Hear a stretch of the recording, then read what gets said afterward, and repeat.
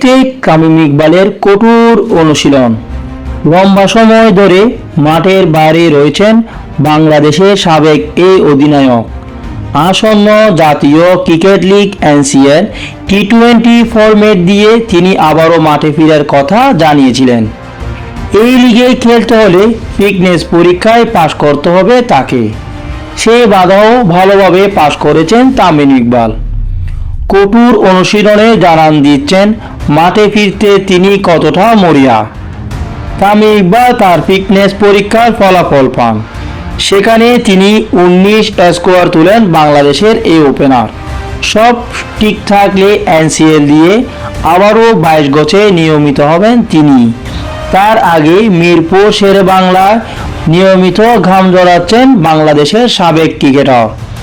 তাকে অনুশীলন করতে দেখা গেছে আজকেও। তামিমের অনুশীলন দেখেছেন বিপিএল তার দল প্রথম বরিশালের প্রধান কোচ মিজানুর রহমান বাবুল।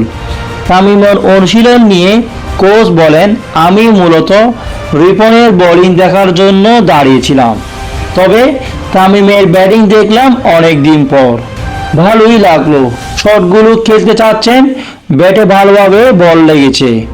বাবুল আরও যোগ করেন, তামিমের ফেরা শুধু বিপিএলের জন্য নয়, ফরচুন ফ্যান্টাসির জন্য গুরুত্বপূর্ণ। শান্ত চোট কেটে সেরে উঠেছে। আমার বিশ্বাস বিপিএল এসে পিঠ হিসেবে পাবো। দেশের ক্রিকেটারদের সুযোগ করে দিতে প্রথমবার এনসিএল টি-20 টুর্নামেন্ট আয়োজন করেছে বিসিবি।